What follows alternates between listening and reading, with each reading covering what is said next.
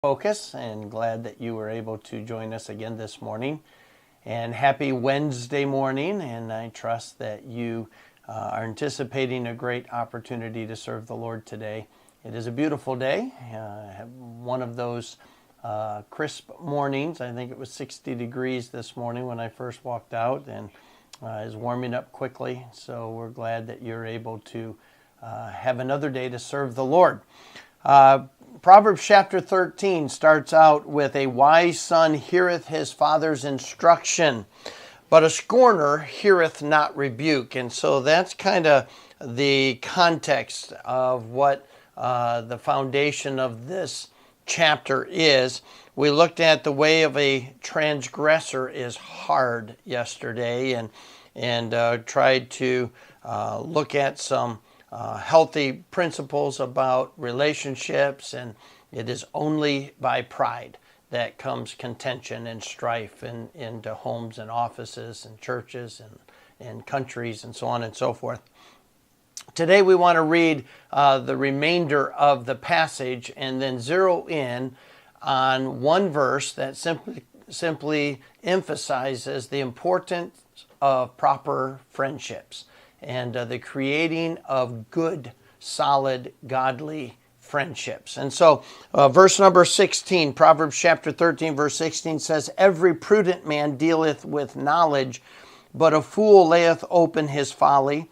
A wicked messenger falleth into mischief, but a faithful ambassador is health. Poverty and shame shall be to him that refuseth instruction, but he that regardeth reproof shall be honored. The desire accomplished is sweet to the soul, but it is abomination to fools to depart from evil. He that walketh with wise men shall be wise, but a companion of fools shall be destroyed. Evil pursueth sinners, but to the righteous good shall be repaid. A good man leaveth an inheritance to his children's children, and the wealth of the sinner is laid up for the just. Much food is in the tillage of the poor, but there is that is destroyed for want of judgment. He that spareth his rod hateth his son, but he that loveth him chasteneth him betimes. The righteous eateth to the satisfying of his soul, but the belly of the wicked shall want." The Bible's teaching us several things in this entire text.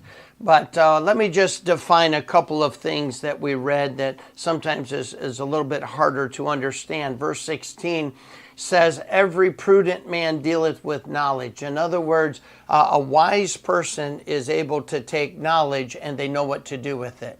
They know if they should share it.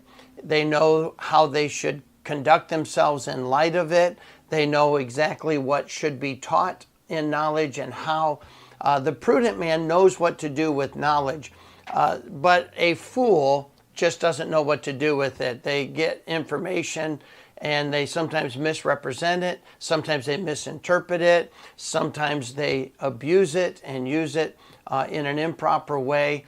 And so it's talking about a prudent man or a wise person just knows how to handle knowledge. But a fool just gets information, they just don't know what to do with it, they are foolish with it. And then verse 24, "He that spareth the rod hateth his son, but he that loveth his son chasteneth him betimes." That word betimes is oftentimes misunderstood. Sometimes it's thought to mean many times, but that's just not what it means. It's talking about consistency.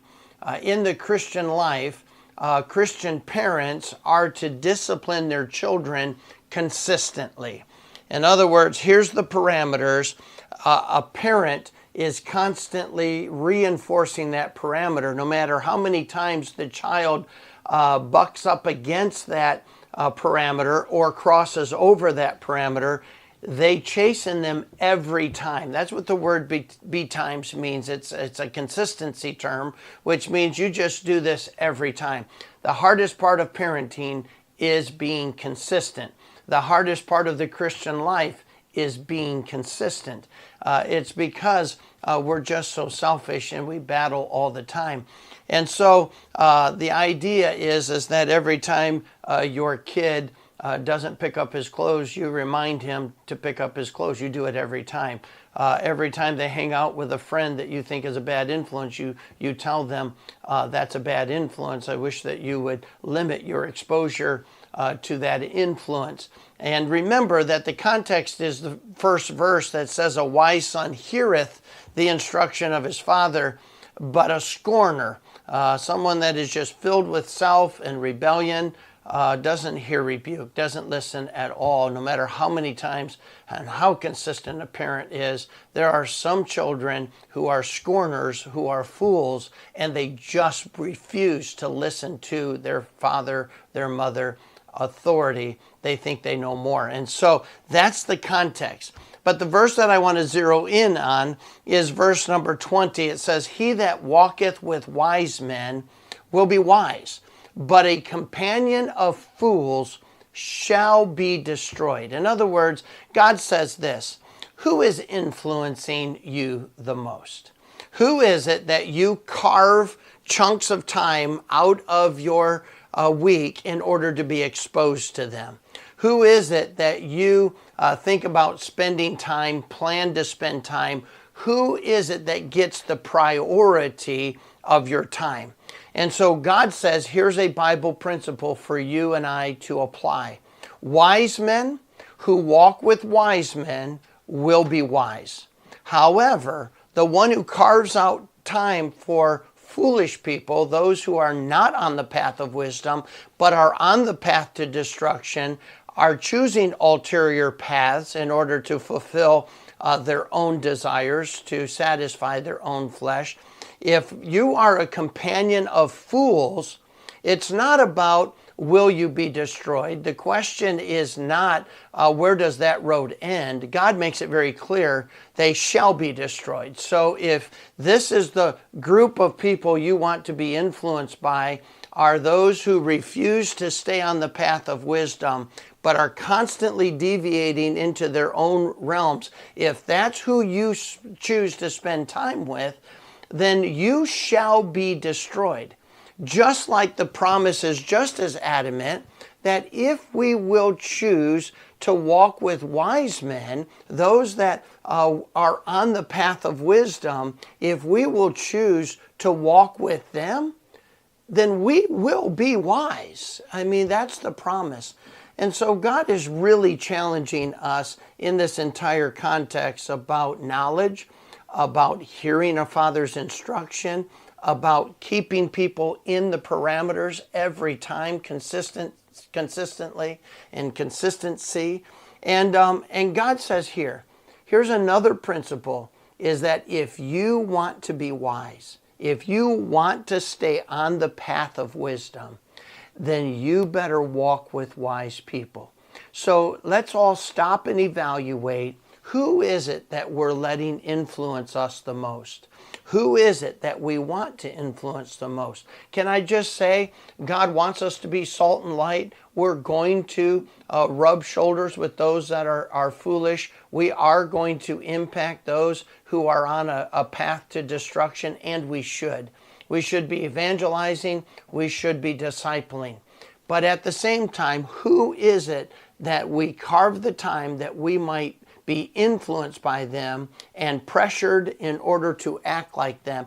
Who is it? Are we pressured by wise people? Well, then we'll be wise. If we're pressured by a companion of fools, we're going to be destroyed. And so God says, make sure you create wise friendships, proper friendships, and make sure that you manage those that are influencing you wisely, and make a priority of wisdom, because a companion of fools shall be destroyed. May we make wise decisions even in regarding our friendships. May we be good friends, and may God bless. I'll see you tomorrow morning at 9 o'clock.